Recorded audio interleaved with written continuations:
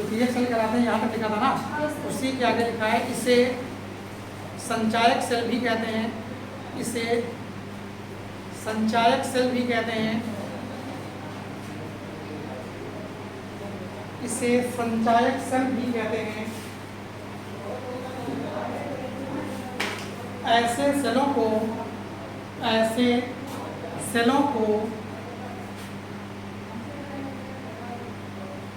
पहले वैद्युत स्रोत से जोड़कर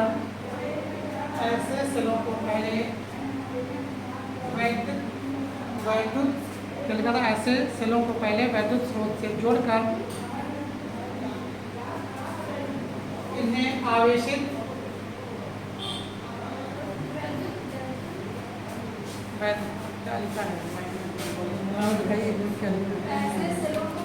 ऐसे सेलों को इसे संचायक सेल भी कहते हैं। ऐसे सेलों को पहले वैद्युत स्रोत से जोड़कर इन्हें, या तो ये लिख लीजिए वैद्युत धारा प्रवाहित करते हैं, या ये लिख लीजिए इन्हें आवेशित कर लिया जाता है।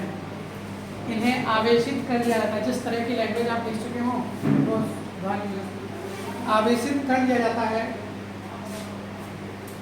और यह धारा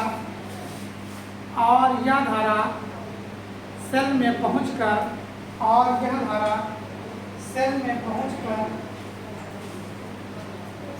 संचित हो जाती है। इसलिए इन सेलों को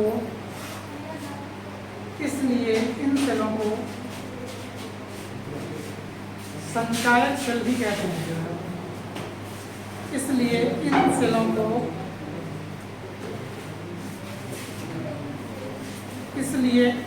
सेलों को संचायक सेल भी कहते हैं। अब देखिए संचायक सेल होते क्या हैं, या अगली हेडिंग डाल लीजिए पहले, सीसा संचायक सेल। अगली हेडिंग है सीसा संचायक सेल। सीसा संचायक सेल, ठीक है। अगली हेडिंग है सीसा संचायक सेल। तो देखिए इसमें कोई स्पेशल चीज़ नहीं है, यानी आप ये कह सकते हैं कि ये कोई नई चीज़ नहीं है। जो आपका सीसा संचायक सेल लिखा हुआ है ये कोई नई चीज़ नहीं है। बस इसमें इतना कहा गया जो आप बैटरियां सामान्यतः यूज करते हैं। जैसे ये बैटरी रखी है कितने वोल्ट की जानते हैं? 12 वोल्ट की। ये 12 वोल्ट की होती है। जो ये बैटरी रखी है ये कितने वोल्ट की है? 12 वोल्ट, ठीक है। इसी तरह से जो नॉर्मली गाड़ियों की बैटरियाँ होती हैं या छोटी जो बैटरियाँ होती हैं वो सामान्यतः 6 वोल्ट की होती हैं। तो बैटरियाँ जो हैं, जो बैटरी होती है वो या तो 12 और या फिर 6 वोल्ट की, जो सामान्यतः चार्जिंग के लिए बैटरियाँ प्रयोग करी जाती है वो कितने वाट की होती हैं? पर वोल्ट की, सामान्यतः 12 वोल्ट या 6 वोल्ट। जो नॉर्मली थोड़ा बड़ी बैटरियाँ होती हैं जैसे इन्वर्टर की बैटरी कितने वोल्ट की? 12 वोल्ट की। जो इनसे छोटी बैटरियाँ होती हैं वो कितने वोल्ट की होती है? 6 वोल्ट की, ठीक है। अब देखिए होता क्या है इनमें, जब इनकी प्लेटें, इनमें आपको पता होगा शायद प्लेटें बनी हुई होती हैं, तो जब इनकी प्लेटें लेड धातु की बना दी जाती हैं, ठीक है। लेड धातु का मतलब है पीबी यानी शीशे की, ठीक है, लेड। और वो वाला शीशा नहीं कि आप सोचा नहीं कांच की बना लें, वो कांच होता है, शीशा नहीं होता। शीशा देखिए अलग चीज़ होती है। शीशा या लेड आप कहेंगे तो लेड एक धातु होती है, ठीक है। क्या हो गया? वो वाला शीशा देखने वाला नहीं होता है। देखने वाला शीशा की आप इसमें डाल देंगे वो तो चला जाएगा, आप कह सकते हैं उसका कोई यूज नहीं होना है, तो वो वाला शीशा नहीं होता है। ये कौन सा शीशा होता है? पीबी। पीबी जो है लेड एक धातु है, और वो वाला जो शीशा है वो कांच उसको बोलते हैं। तो कांच सिलिकेट्स होते हैं चीज़ों के, कांच कोई धातु नहीं है, आप ये कह सकते हैं। तो यहाँ से देखा गया कि जब लेड धातु की यानी पीबी की प्लेटें लगा दी जाती हैं तो उसी को हम क्या कह देते हैं? सीसा संचायक सेल। द्वितीयक सेल है तो संचायक सेल तो होगा ही होगा, क्यों? क्योंकि ऊर्जा को क्या कर रहा है? वो संचित कर रहा है, इसलिए उसको क्या कह देते हैं? संचायक सेल। प्लेटें उसमें काहे की लगी हैं? लेड की लगी हैं या शीशे की लगी हैं, इसलिए उसको हम क्या बोलते हैं? सीसा संचायक सेल बोलते हैं, ठीक है। अब देखिए इसमें कोई स्पेशल चीज़ नहीं है, बस सिंपल सा होता है कि अगर यहाँ से देखा गया सीसा संचायक सेलों में तो सामान्यतः, ठीक है, जो सेल का स्ट्रक्चर होता है या तो 3 और या फिर 6। ध्यान से सुन लीजिएगा स्ट्रक्चर को। सीसा संचयक सेलों के इंपॉर्टेंट है, कई बार पूछा गया है, लेकिन आप किताब या कहीं जिन और से ढूंढोगे बड़ा कठिन दिखेगा ये, लेकिन होता इसमें कुछ नहीं है। सिंपल है, इसका मेन जो आधार है यानी इसका जो सिद्धांत है वो समझ लीजिए। इन सेलों में होता क्या है, संचयक सेलों में, सीसा संचयक सेलों में 3 या 6, ठीक है, शीशे की यानी पीबी की छड़ें होती हैं। जैसे स्ट्रक्चर हम बना दे रहे हैं संचयक सेल का,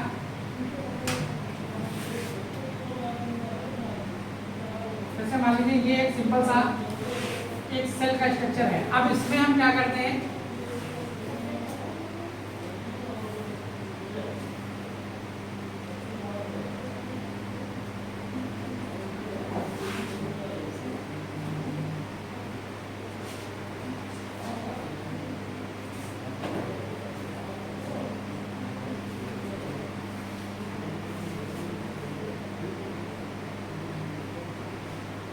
देखिएगा ध्यान से, ये हमने क्या कर दिया, इसकी 6 प्लेटें लगा दी, ठीक है, जिसमें करते क्या है,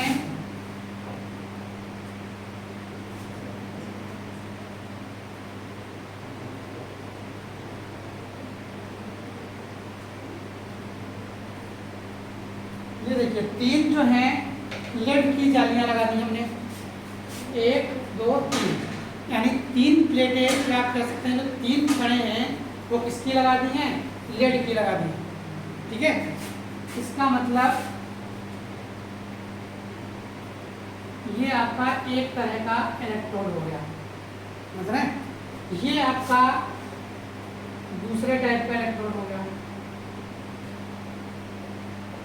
ये आपका क्या हो गया, दूसरे टाइप का इलेक्ट्रोड हो गया। ये छड़ें हैं PbO2 यानी लेड ऑक्साइड की, ठीक है। कोशिश करिएगा समझने की, समझ में आ जाएगा क्लियर। ये होता क्या है, यही इसमें क्या है, नॉर्मली एक वैद्युत अपघट्य भरा है कोई भी,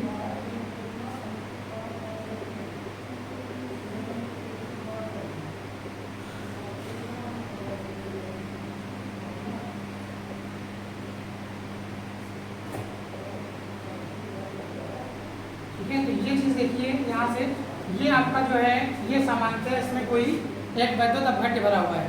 अब करते क्या है, 6 वोल्ट और 12 वोल्ट की बैटरियों में देखिए सिद्धांत क्या होता है, जब हम क्या कर देते हैं 6 प्लेटें लगाती हैं, 6 प्लेटों से मतलब है 3 किसकी होंगी, पीबी की, ये वाली जो 3 हैं ये काहे की हैं, पीबी यानी लेड की हैं, और ये वाली जो है ये काहे की हैं, PbO2 की हैं।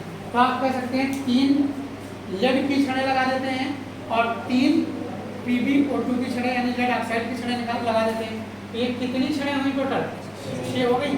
तो ये बैटरी 6 वोल्ट की बैटरी कहलाती है, या 6 वोल्ट की बैटरी बन जाती है, ठीक। अब क्या कर दें, 6 लगा दें, इसी को थोड़ा बड़ा कर दीजिए, कोई बहुत बड़ी साइंस नहीं है इसमें कि नहीं कैसे लगाएंगे, या इसी को थोड़ा सा बड़ा कर दो, जैसा ये है वैसे ही 6 और ही लगा दो, तो तब क्या हो जाएगा, 6 आपकी पीबी की लग जाएंगी और 6 PbO2 की लग जाएंगी। टोटल प्लेटें कितनी हो गई, 12। उसी को हम क्या कह देते हैं, 12 वोल्ट की बैटरी कह देते हैं। सिद्धांत समझ के बैटरियों का क्या होता है कि बैटरियों में नॉर्मली क्या होता है, ठीक है, जो बैटरियाँ होती हैं बैटरियों में सिर्फ, ठीक है, प्लेटें लगी होती हैं। अब सीसा संचयक सेल है इसका नाम, इसलिए इसमें क्या है, लेड धातु की यानी शीशे की, शीशे से मतलब कांच मत समझिएगा, आपको पता चला कांच की प्लेटें लगा दी, वो वाला शीशा नहीं है, यहाँ पर लेड है, पीबी यानी लेड धातु है। तो जब लेड धातु की छड़ें लगा दी जाती हैं तो इस प्रकार के सेल को हम क्या कहते हैं, सीसा संचयक सेल कहते हैं, जिसमें 3 लेड की प्लेटें लगी होती हैं और इसके साथ साथ 3 PbO2 यानी लेड ऑक्साइड की प्लेटें लगी होती हैं। तो ये एक 6 वोल्ट की बैटरी तैयार हो जाती है। या आप कह दीजिए 6 लेड की प्लेटें लगा दीजिए और 6 PbO2 की प्लेटें लगा दीजिए, तो ये क्या होगा, एक 12 वोल्ट की बैटरी आपकी तैयार हो जाएगी। ये बैटरियों का सिद्धांत है, इस सिद्धांत पर बैटरियाँ बनाई जाती हैं और इसी सिद्धांत पर ये क्या करती हैं, काम करती हैं, ठीक है। तो हेडिंग डाल दीजिए, सीसा संचयक सेल पढ़ी होगा तो ये बना लीजिए इस चित्र को जरा, ये इसको बना लीजिए।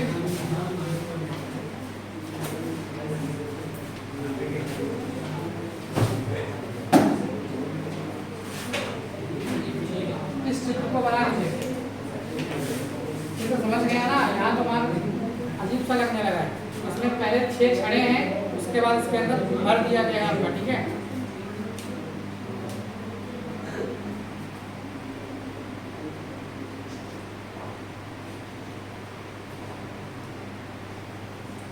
इसमें जो विलेन भरा है वो 38% H2SO4 का भरा हुआ है, 38% H2SO4।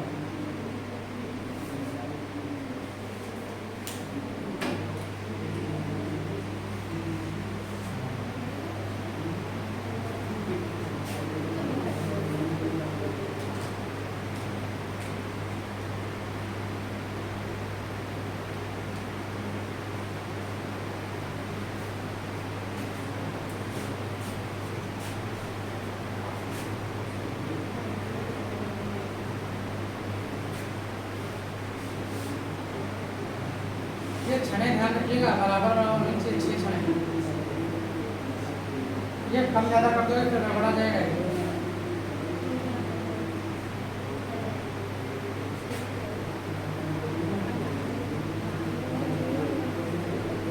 अब इसके बाद इसमें थोड़ा सा लिखना है।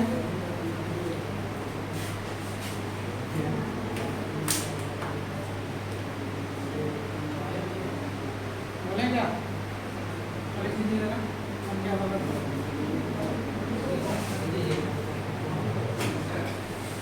देखिए इसमें कोई स्पेशल चीज़ नहीं है, बस खाली जो किया है आपने वही आपको लिख लेना है। तो लिखिए जरा। देखिए सीसा संचायक सेल सामान्यतया, सीसा संचायक सेल सामान्यतया, सीसा संचायक सेल सामान्यतया 6 या 12 वोल्ट की, सीसा संचायक सेल सामान्यतया 6 या 12 वोल्ट की बैटरी होती है, 6 या 12 वोल्ट की बैटरी होती है।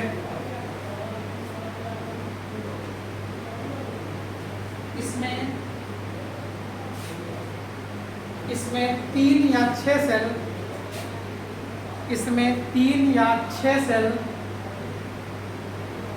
श्रेणी क्रम में जुड़े हुए होते हैं। इसमें 3 या 6 सेल श्रेणी क्रम में जुड़े हुए होते हैं, जिसमें लेड की स्पंजी जाली, जिसमें लेड की स्पंजी जाली, स्पंजी का मतलब हम समझते हैं सॉफ्ट मैन, ठीक है। लेड की स्पंजी जाली एनोड का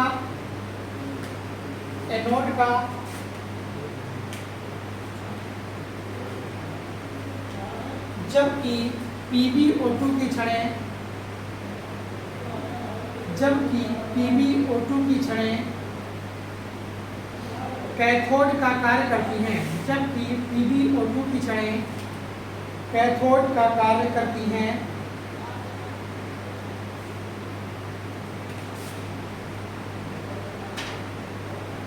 और इसमें भारानुसार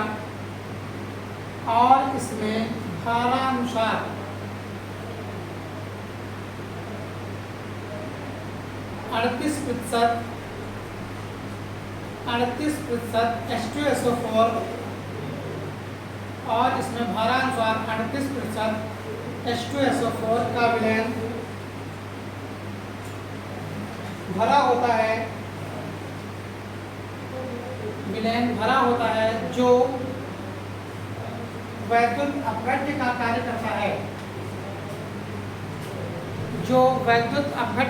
करता है,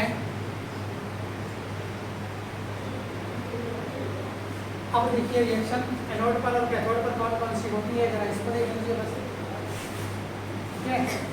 देखिए एनोड पर कौन सी अभिक्रिया होती है और कैथोड पर कौन सी अभिक्रिया होती है। तो यहाँ से देखेंगे, अगर एनोड का हिस्सा देखेंगे तो ये एनोड की अगर बात करेंगे तो एनोड पर कौन जाएगा, Pb जाएगा। जब Pb की छड़ है तो एनोड पर होगी कौन, Pb होगी। Pb टूटेगा तो Pb++ और 2 इलेक्ट्रॉन में टूटेगा। अब क्या करेगा, Pb++ और SO4- जुड़ेगा और क्या बना देगा, PbSO4 बना देगा। ये रिएक्शन काहे पर होती है, एनोड पर होती है, ठीक है। जो लेड है क्या करेगा, इलेक्ट्रॉन मुक्त करेगा और क्या बनाएगा, लेड आयन बनाएगा, जो सल्फ्यूरिक अम्ल के SO4- से जुड़ेगा और क्या बना देगा, आपका PbSO4 बना देगा। ये एनोड पर होता है। अब कैथोड पर देखिए क्या होता है, कैथोड पर था कौन कैथोड? हाँ, जैसे यहाँ पर पीबी है तो वहाँ पर कौन था? PbO2, तो वहाँ पर PbO2 ले लीजिए। PbO2 लिया प्लस SO4 का, H2SO4 को तोड़ेंगे तो कहाँ में टूटेगा? हाइड्रोजन और SO4 माइनस में टूटेगा। तो यहाँ से लिया H प्लस और SO4 माइनस। अब अगर SO4 माइनस माइनस ले लेंगे तो देखिए जरा यहाँ पर बैलेंसिंग इलेक्ट्रॉन्स की खाली देख लीजिए, कुछ नहीं। यहाँ पर प्लस के कितने हैं? 4, माइनस के कितने हैं? 2 हैं। तो यहाँ पर प्लस के कितने बचेंगे? 2 बचेंगे। प्लस के 4 हैं और माइनस के 2 हैं, तो 2 2 तो कैंसिल हो गए। प्लस के कितने बचे? 2। तो इसका मतलब क्या जोड़ने? 2 इलेक्ट्रॉन जोड़ने, तो इधर आवेश बैलेंस हो गया। देखिए फिर से PbO2 H प्लस लिया हमने भाई, इसको जब तोड़ा है तो क्या किया इस तरह से ये चीज़, तो यहाँ देखा आवेश कितना है? प्लस का 4, यहाँ पर आवेश कितना है? माइनस का 2, तो ये कैंसिल होकर कितना बचा? प्लस का 2। अब न्यूट्रल करने के लिए हमको क्या करना पड़ेगा? प्लस का 2 है तो 2 इलेक्ट्रॉन जोड़ने पड़ेंगे। तो हमने क्या किया? 2 इलेक्ट्रॉन जोड़ दिए तो चार्ज आवेशित हो गया। जो यहाँ पर बचता है उसको देख लीजिए, यहाँ पर बचेगा PbSO4 और प्लस H2O, ठीक है। PbSO4 और प्लस यहाँ से देखिए 2 ऑक्सीजन और 4 हाइड्रोजन, तो 2 दूनी 4 हाइड्रोजन और 2 ऑक्सीजन। ये चीज़ आपकी क्या हो जाएगी? कैथोड पर ये रिएक्शन हो जाएगी। देख लीजिए इसको, कोई डाउट हो तो अभी पूछ लीजिए। रिएक्शन में होगा नहीं, कोई सिंपल सी रिएक्शन है कैथोड और एनोड।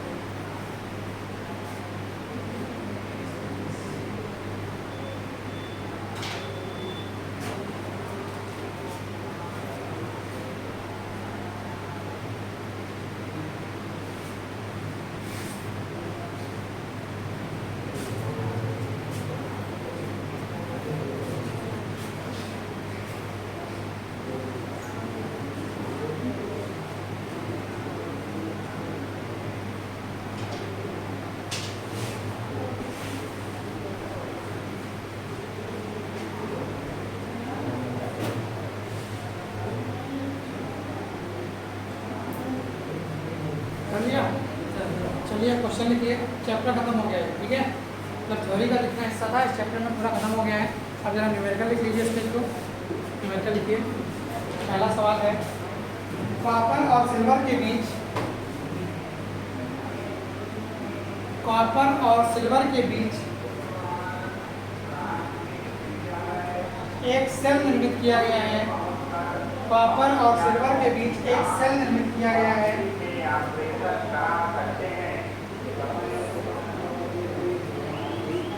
रिएक्शन है Cu से Cu प्लस प्लस और Ag से Ag, ठीक है। उसी में आगे है, यहाँ सवाल लिखा है, सवाल में ही ये लिखा हुआ है Cu से Cu plus plus, Ag plus से Ag।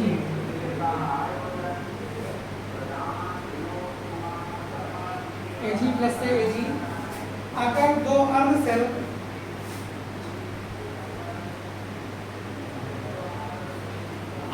दो अर्ध सेल मानक अवस्था में कार्य करते हैं, अगर दो अर्ध सेल मानक अवस्था में कार्य करते हैं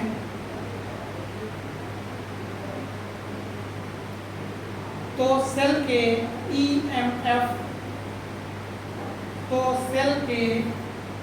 EMF, मतलब वैद्युत वाहक विभव, EMF इलेक्ट्रोमोटिव फोर्स यानी विद्युत वाहक बल, ठीक है। EMF की गणना कीजिए और आपको दिया है क्वेश्चन में ही E0 of Cu plus plus two Cu कितना दिया है? प्लस का 0.34 वोल्ट और आपको दिया है Ag प्लस का और Ag में और ये दिया है आपको 0.80 प्लस का। ठीक है, अब जरा क्वेश्चन को ध्यान से समझिए कि क्वेश्चन क्या है, किस तरह का है। इसी तरह का क्वेश्चन आता है जो आपको शायद एक दिन बता रहे थे कि पेपर में इस तरह का क्वेश्चन लिखा होता है, तो आधे लोग देख के ही डर जाते हैं कि भाई पता नहीं क्या अजीब तरह का क्वेश्चन लिखा हुआ है। तो देखिए ये जो लिखा होता है, बता दिया, तो देखिए ये जो चीज़ लिखी होती है इसका मतलब है एक कंप्लीट सेल लिखा हुआ है। ध्यान दीजिएगा ये डबल होता है, बीच की जो लाइन है वो कैसी है, डबल है। डबल लाइन है अगर तो इसका मतलब है ये क्या है, कंप्लीट सेल लिखा है। सिंगल लाइन है तो इसका मतलब अर्ध सेल यानी आधा सेल लिखा हुआ है। तो एक अर्ध सेल ये हो गया हुआ और एक अर्ध सेल ये हो गया। जब दो अर्ध सेल मिलेंगे तब क्या बनेगा, एक कंप्लीट सेल मिलेगा। भाई जब इलेक्ट्रोड मिलते हैं, दो इलेक्ट्रोड मिलते हैं, एक कैथोड और एक एनोड, एक प्लस वाला और एक माइनस वाला, तभी तो आपका क्या बनता है, कंप्लीट सेल बनता है। तो जरा क्वेश्चन को ढंग से समझ लीजिएगा ताकि इस तरह के कोई भी क्वेश्चन आए तो कम से कम छूटे ना। ठीक है, तो यहाँ से ये दिया हुआ है सवाल कि भैया एक ये समीकरण दी हुई है Cu से Cu++ और Ag से Ag+ से Ag। उसके बाद उसने ये कह दिया कि भैया दो अभिक्रियाएं आपको, या Cu का मानक इलेक्ट्रॉन विभव दिया है और Ag का मानक इलेक्ट्रॉन विभव दिया है, ये दोनों आपको उसने दे रखे हैं। इसमें अभी हमने कुछ बताना शुरू नहीं किया, ये क्वेश्चन ही है इतना, समझ रहे, इतना उसने क्वेश्चन दे रखा है कि ये कंप्लीट सेल दे रखा है और उसके बाद उसने क्या दे रखा है, Cu का इलेक्ट्रॉन विभव दे रखा है और Ag का इलेक्ट्रॉन विभव दे रखा है। हो सकता है कभी किसी सवाल में ये इस तरह देने की बजाय ये लिख दे कि Cu का मानक इलेक्ट्रॉन विभव इतना है और Ag का मानक इलेक्ट्रॉन विभव इतना है, तो ये आपको लिखनी पड़ेगी। मतलब यहाँ तो लिखा है तो अच्छी बात है, लेकिन हो सकता है कभी वो थ्योरी में बोल दे, आपसे क्वेश्चन बोले उसी में आगे बोल दे कि Cu का मानक इलेक्ट्रोड विभव इतना लिखा हुआ है, कह दे कि Cu का मानक इलेक्ट्रोड विभव 0.34, जबकि Ag का इलेक्ट्रोड विभव कितना, ठीक है, प्लस का 0.80 है। तो पूरे कंप्लीट सेल के EMF यानी वैद्युत वाहक बल की गणना कीजिए। ठीक है, ये सवाल है आपका। आप देखो जरा ध्यान से देखिए, ये तो आपको दे रखे हैं EMF। अब जो ये लिखा है इसका मतलब देख लीजिए क्या है, जो ये कंप्लीट सेल लिखा है इसका मतलब है Cu से काहे में जा रहे हैं, Cu++ में जा रहे हैं, ठीक है, और Ag+ से काहे में जा रहे हैं, Ag में जा रहे हैं, तो प्लस Ag+ से काहे में जा रहे हैं, Ag में जा रहे हैं। ये एक कंप्लीट रिएक्शन है, चाहो तो दो से कर देंगे तो ये क्या हो जाएगी, बैलेंस हो जाएगी। ठीक है, तो आप ये कह सकते हैं कि यहाँ पर जब हमने देखा, उसको करें या ना करें कोई जरूरत नहीं है इस तरह की, तो आप ये कह सकते हैं यहाँ से जब हमने देखा तो हमारी कंप्लीट रिएक्शन कौन सी है, ये तो है। अब देखिए ये जो दिए हैं इनका मतलब क्या है, जो दिया है उसका भी मतलब देख लें। आपको दिया है Cu++ से कहाँ जा रहे हैं हम, Cu जा रहे हैं, इसके लिए E0 का मान कितना दिया है, प्लस का 0.34, ठीक है, और Ag+ से Ag जा रहे हैं, इसके लिए कितना दिया है, प्लस का 0.80। अब देखिए ये तो आपको दिए हैं, ठीक है, आपको बनानी कौन सी है, ये रिएक्शन बनानी। तो इसमें देखिए जरा Cu से Cu+ और Ag+ से Ag, तो Ag+ से Ag तो मिल रहा है, नहीं मिल रहा है, लेकिन क्या Cu से Cu+ मिल रहा है, Cu से Cu+ है, इसमें देखो, इसमें तो उल्टा दिया है, दिया नहीं दिया, Cu+ से Cu दिया है और हमको चाहिए कौन, Cu से Cu+। क्यों चाहिए, आप अभिक्रिया देखिए, देखिए एक दो बार जब कोशिश करेंगे आप तभी सवाल समझ में आएगा। ठीक है, बहुत आसान भी नहीं होते हैं, लेकिन अगर आप एक बार जान जाओगे तो बड़े आसान है। सबसे पहले ये जो अभिक्रिया लिखी होगी इसको आप, ठीक है, इस फॉर्म में चेंज करिए। जब इस फॉर्म में आप चेंज करेंगे तो आप देखेंगे यहाँ पे, ये देखिए एक अभिक्रिया दिख रही है, मतलब Cu से कहाँ जा रहे हैं, Cu+ या प्लस, Ag+ से कहाँ जा रहे हैं, Ag। तो हमको दो अभिक्रियाएं ऐसी चाहिए कि हम उनको जोड़ दें तो हमको ये रिएक्शन मिल जाएगा। यही तो यहाँ पर दिया ये है, तो हमने जरा इसको चेक किया कि क्या सही दिया है कि अभी इसमें कोई परिवर्तन करना है हमको। तो हमने देखा यह Ag+ से तो Ag सही दिया है, लेकिन ये उल्टा दे रखा है, ठीक है। Cu प्लस से Cu दे रखा है और होना क्या चाहिए हमारे पास, Cu से Cu प्लस होना चाहिए। तो इसका मतलब हम उल्टा कर दें, उल्टा कर दें, कोई दिक्कत तो नहीं किसी को, हो तो बता दीजिएगा उल्टा कर दें, ठीक है। उल्टा कर दें हम, Cu से क्या कर दें, Cu प्लस। तो जब उल्टा करेंगे तो ये भी उल्टा हो जाएगा, उल्टा का मतलब 1/, नहीं हो जाएगा, प्लस की जगह क्या हो जाएगा, कोई दिक्कत। अब क्या करिए, इन दोनों को क्रियाओं को जोड़ दीजिए। जब आप जोड़ोगे तो क्या बनेगा, देखिए Cu और प्लस Ag प्लस बनेगा, gives out Cu plus plus और प्लस Ag। देखिए वही क्रिया बनी जो आपको चाहिए थी। अब इसका मतलब है जैसे लिखे हों वैसे ही इनको जोड़ दीजिए। तो जोड़ेंगे तो इसका मतलब ये प्लस का और ये माइनस का, मतलब घटेंगे। तो घटा दीजिए जरा, 80 में से 34 कितना बचेगा, 46, 46 तो बचेगा। तो मतलब पॉइंट का 46, लेकिन कैसा, प्लस का। यही आपका आंसर आ गया। देखिए सवाल में कुछ नहीं है, बस समझाने में इतना तामझाम लगा है, पढ़ना है क्या, इतना तक तो लिखा ही है क्वेश्चन में ही, लिखा नहीं लिखा, खाली एक लाइन ये आपको जोड़नी है और एक ये जोड़नी है, बस आंसर बता देना है, ठीक है। अभी नहीं समझ पाया हो कोई बात नहीं है, अभी अगला सवाल फिर मिलेगा, उसमें आराम से समझिएगा।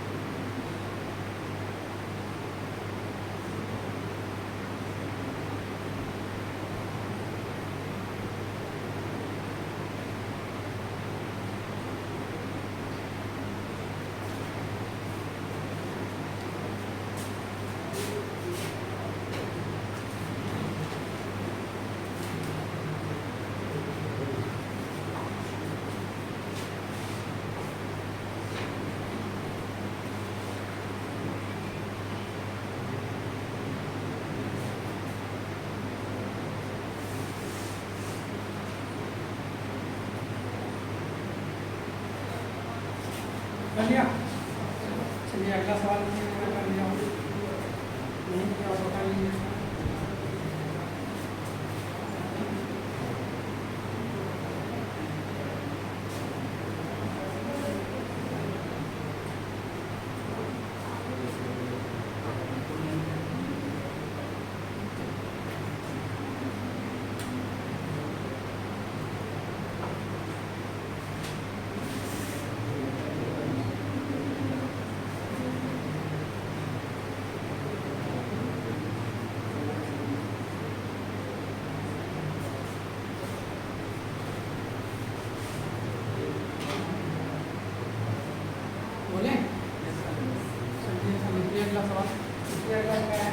निम्न अपक्रिया के मानक अपचयन विभव दिए गए हैं। निम्न अपक्रिया के मानक अपचयन विभव दिए गए हैं। आपको दिया है Zn बराबर Zn+2 और +2 इलेक्ट्रॉन, इसके लिए E0 बराबर दिया है प्लस का 0.76 और आपको दूसरा दिया है Fe से Fe+2 और +2 इलेक्ट्रॉन, इसके लिए E का मान दिया है प्लस का 0.41 इलेक्ट्रॉन वोल्ट, इसके लिए भी इलेक्ट्रॉन वोल्ट। अब कह रहा है तो सेल अपक्रिया, ये भी क्वेश्चन नहीं है, तो सेल अपक्रिया बहुत आसान है सवाल ये। Fe+2 plus Zn gives out Zn+2 और प्लस Fe के लिए EMF, ठीक है, इलेक्ट्रोमोटिव फोर्स यानी वैद्युत वाहक बल ज्ञात कीजिए। ये आया हुआ है पेपर में, इसके ऑप्शन है, पहला है माइनस का 0.35, दूसरा ऑप्शन है प्लस का 0.35, तीसरा ऑप्शन है प्लस का 1.17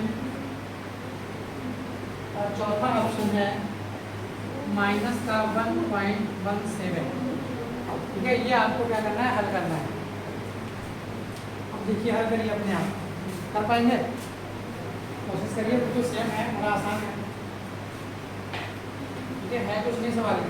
ये देखिए, ये जो लिखा हुआ है बराबर, ये वही है, एरो समझ सकते हैं आप। इसको आप ऐसे भी मान सकते हैं, Zn से Zn + 2 और प्लस 2 इलेक्ट्रॉन, ये वही चीज़ लिखी है, इक्वल लिखिए या फिर एरो लगा दीजिए आप, एक ही चीज़ है, कोई दिक्कत नहीं। हल करिए। देखिए कहाँ से शुरू करना है सवाल को, आपको ये अभिक्रिया चाहिए है, ध्यान दीजिए। ठीक है, जो दिया हो ऐसे ही दिया हो तो सीधे जोड़ दो, कुछ इधर उधर हो तो अभिक्रिया पलट दो और फिर जोड़ दो, और इसमें कुछ तामझाम नहीं करना है, बस खाली अभिक्रिया पलटनी और उल्टनी होती है। ठीक है, इस अभिक्रिया को आपको निकालना है पहली बार। अब देखिए, ये अभिक्रिया इन दोनों को कैसे जोड़कर मिलेगी, डायरेक्ट जोड़कर मिलेगी कि कुछ पलट कर जोड़कर मिलेगी, या कैसे मिलेगी वो आपको चेक करना है। यहाँ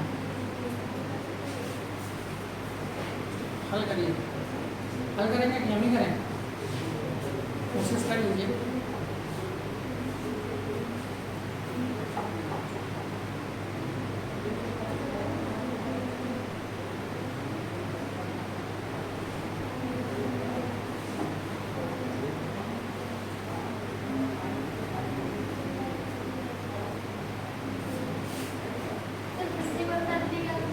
हम ये कह रहे हैं कि आपको देखिए, तो सेल अभिक्रिया, क्वेश्चन पढ़िए, ये तो आपको मान दिए हैं, फिर लिखा है तो सेल अभिक्रिया, इसके लिए EMF ज्ञात कीजिए। मतलब हमको इस अभिक्रिया के लिए ज्ञात करना है, जो भी ज्ञात करना है वो Fe + 2 और plus Zn gives out Zn + 2 और प्लस Fe, ये अभिक्रिया हमको चाहिए है। अब हमारे पास दो अभिक्रियाएं दी हैं, भाई कंफ्यूज हो रहे हो तो बराबर की जगह ये लगा लो। अब ठीक है, ये दो अभिक्रियाएं दी हैं, इनको जोड़िए, घटाइए, उल्टा करिए, चाहे जो कुछ करिए, इनको जोड़कर ये समीकरण आपको मिलानी है। इसमें देखिए, ऐसे ही जोड़ दें कि पहली उल्टा कर लें, दूसरी को ऐसे ही जोड़ दें कि दूसरी उल्टा कर दें, पहली को ऐसे ही जोड़ दें। क्या करें हम कि हमको ये अभिक्रिया मिल जाए। आगे आंसर बनाया, दूसरा वाला प्लस का 0.35, ठीक है, हाँ ये चिन्ह जरूरी है बताना, वरना तो सेम आंसर है ना। ठीक है, तो प्लस का 0.35 आ रहा होगा। देखिए कैसे, यहाँ से देखिए Fe+ है पहले, इसमें Fe+ बाद में, तो इसका मतलब इस अभिक्रिया को उल्टा करना पड़ेगा। सीधी सी बात है, नस पकड़िए इसकी, चेक करिए चीजें कहाँ हैं। पहले देखो एरो की तरफ Zn है, इसमें एरो की तरफ Zn है, मतलब कुछ नहीं करना है। दूसरे वाले में देखा एरो के पहले कौन है, Fe + 2, यहाँ देखा एरो के पहले कौन है, Fe, मतलब हमको क्या कर देना है, इस वाली अभिक्रिया को उल्टा कर देना। तो जब आप सोल्यूशन लिखिए तो आप इस अभिक्रिया को लिखिए ऐसे ही, मतलब जब इसका आप सोल्यूशन लिखेंगे तो आप ऐसे लिखिए, पहले वही अभिक्रिया लिखिए, Zn से Zn + 2 और प्लस 2 इलेक्ट्रॉन्स, E0 बराबर प्लस का 0.76, ठीक है। उसके बाद लिखिए दूसरी अभिक्रिया को क्या कर दें, पलट कर लिख दें, यही तो, या दूसरी अभिक्रिया को उल्टा कर दीजिए, दूसरी अभिक्रिया को पलट कर लिखने पर, या कह दीजिए दूसरी अभिक्रिया को माइनस से गुणा कर दीजिए, जो कहना चाहो, माइनस से गुणा करो तभी तो उल्टा हो जाएगी सीधे से। पलट कर लिखते हैं तो क्या हो जाएगी, Fe + 2 plus 2 electrons gives out Fe, और E0 बराबर कितना, माइनस का 0.41 हो जाएगा, नहीं हो जाएगा। अब दोनों को जोड़ दीजिए, जब दोनों को जोड़ोगे तो देखो बाएं तरफ जो हो बाएं तरफ रखो, Zn बाएं तरफ है, Zn को बाएं तरफ रखा, प्लस Fe है बाएं तरफ रखा, इलेक्ट्रॉन कट जाएंगे बाएं दाएं, भाई बराबर के उधर है, बराबर के इधर है, तो रह ही नहीं जाएंगे। क्या बचेगा, Zn प्लस 2 और प्लस F2। इसका मतलब जैसे लिखें ऐसे ही जोड़ देना है। तो E0 बराबर कितना हो जाएगा, जोड़ दीजिए, तो क्या आएगा प्लस का 0.35। यही आपका आंसर है।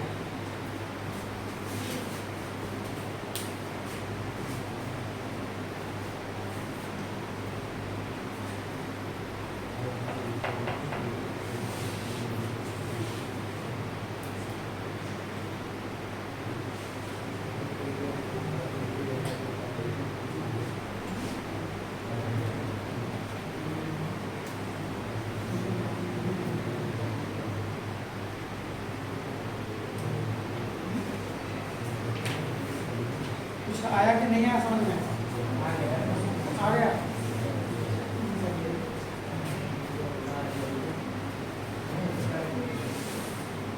ये मतलब कठिन नहीं है यार, कठिन तो है नहीं बिल्कुल, बस थोड़ा सा ध्यान दे दीजिए तो नहीं कठिन है।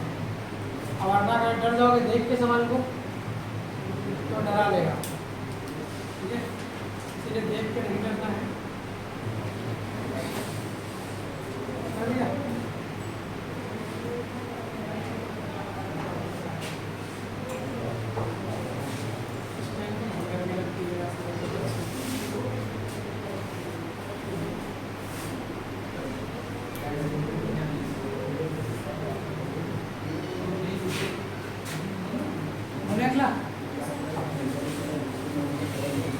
अगला क्वेश्चन बहुत गलती है, बोल दे रहे हैं, यहाँ पे लिख दे रहे हैं,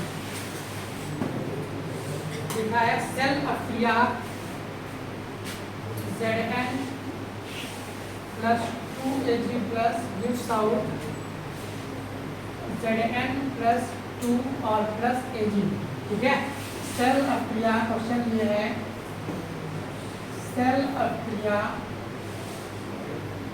ये लिखी हुई है का सही प्रदर्शन है।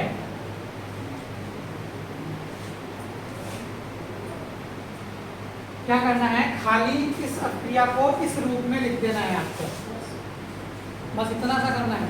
जैसे इस वाले को इसमें लिख रहे थे, इसमें हल कुछ नहीं करना है, बस खाली इस वाली अक्रिया को जैसे ये है इसको इस फॉर्म में लिखना है। मतलब ये अक्रिया है, एक साथ लिखी है, दो टुकड़ों में तोड़ दो, बस तोड़ दीजिए, तोड़ दिया।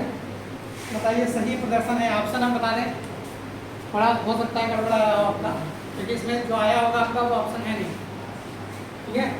4 ऑप्शन है, तो जो आपका आंसर आया होगा वो ऑप्शन नहीं है इसमें, इसलिए चेक करिए और जान लीजिए ये कैसे होता है, ठीक है। तो इसमें जो ऑप्शन है आपके, वो पहला ऑप्शन है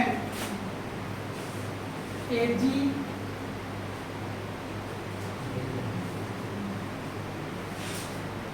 दूसरा ऑप्शन है Zn से Zn प्लस 2 और Ag प्लस से Ag। तीसरा ऑप्शन है 2Ag से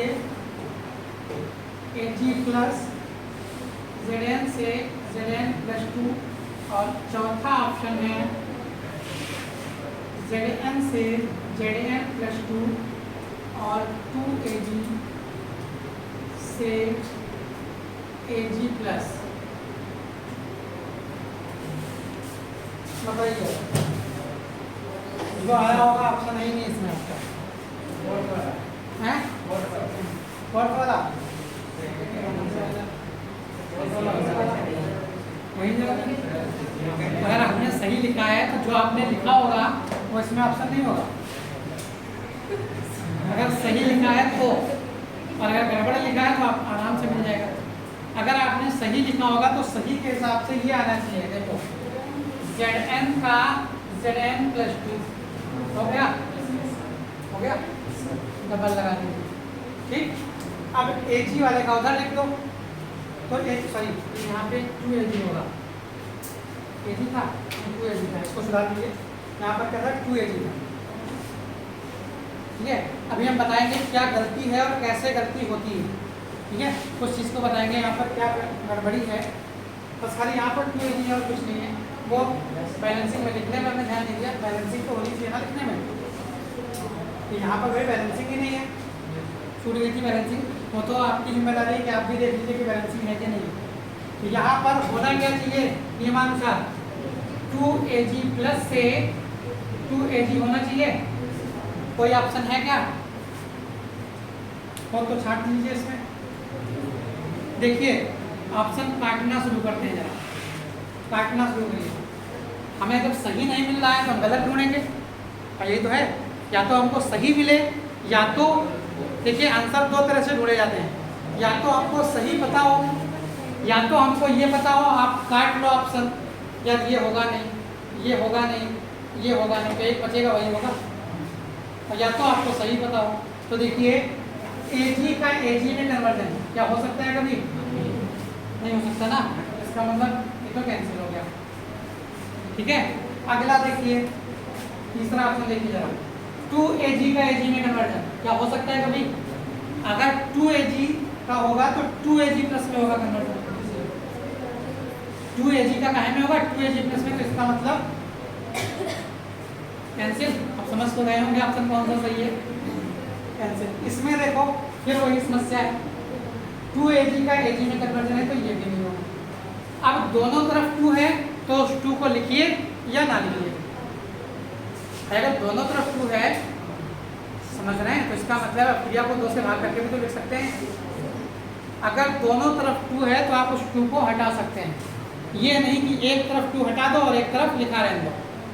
तो यहाँ पर देखिए क्या है, Zn से वही मिली अब क्रिया आपकी, और Ag प्लस से Ag मिली, 2 है, कैंसिल कर दीजिए, कोई दिक्कत नहीं। अभी आपने सवाल हल भी किया था, उसमें भी 2 तो नहीं लिखा था। तो यहाँ पर आपको क्या है, इन चीज़ों से मतलब है। लेकिन अब आप सोच रहे हो जब 2 से ही नहीं मतलब है तो इसको काहे काटा? इसमें मिसमैच है, इसमें आप काट नहीं सकते 2 को, काट सकते हैं एक तरफ है भाई, दोनों तरफ होता तो काट लेते हैं। इसमें भी वही समस्या, तो ये गलत, ये गलत, ये गलत, तो मजबूरन सही कौन सा? ये।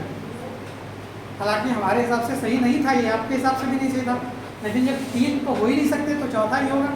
फिर उसमें अपनी मर्जी से एक लॉजिक लगा लिया हमने कि भैया 2 है, अगर इधर भी 2 है और इधर भी 2 है, अगर हम 2 से भाग कर दें तो क्रिया में कोई फर्क नहीं पड़ता है, या 2 से आप गुणा कर लीजिए तो क्रिया में कोई फर्क नहीं पड़ता है। जैसे H2O है, H2O को तोड़िए मान लीजिए, तो आप H2O को तोड़ेंगे तो क्या बनता है? H2 प्लस O होना चाहिए, ये तो होना चाहिए, लेकिन O क्या एग्जिस्ट करता है?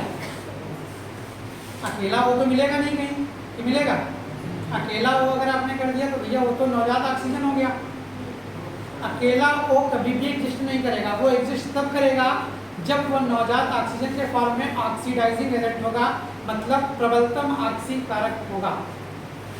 ठीक है, जैसे H2O2 तोड़े हम तब H2O और नवजात ऑक्सीजन मिलता है, यहाँ पर नहीं मिलता। तो यहाँ पर कौन मिलेगा? ऑक्सीजन मिलेगा, सिग्नल नहीं मिलेगा। तो ऑक्सीजन क्या होती है? O2 होती है। O2 लिख दोगे तो बैलेंसिंग कर रहा है, तो क्या कर दें? हाफ O2 कर दें। हाफ O2 कर देंगे तो क्या होगा? वही तो लिखा है, बस O के फॉर्म में नहीं है, किस फॉर्म में आ गया? O2 के फॉर्म में आ गया। तो हमने पहले हाफ लगा दिया तो ये बचा तो एक ही ऑक्सीजन, ठीक है, लेकिन O2 के फॉर्म में। क्लियर हुआ? समझ आ गया? इसका हाई टिक कर लीजिए तो भी आपको। इसके बाद इस सवाल में लिखा हुआ है क्वेश्चन 298 केल्विन ताप पर 298 केल्विन ताप पर 0.20 मोलर 0.20 मोलर KCl विलेन की फिर से क्वेश्चन सुन लीजिए, 298 केल्विन ताप पर 0.20 मोलर KCl विलेन की चालकता 0.025 है। इसकी मोलर चालकता ज्ञात कीजिए, इसकी मोलर चालकता ज्ञात कीजिए। ठीक है, अब इस सवाल को लगवाएंगे कल।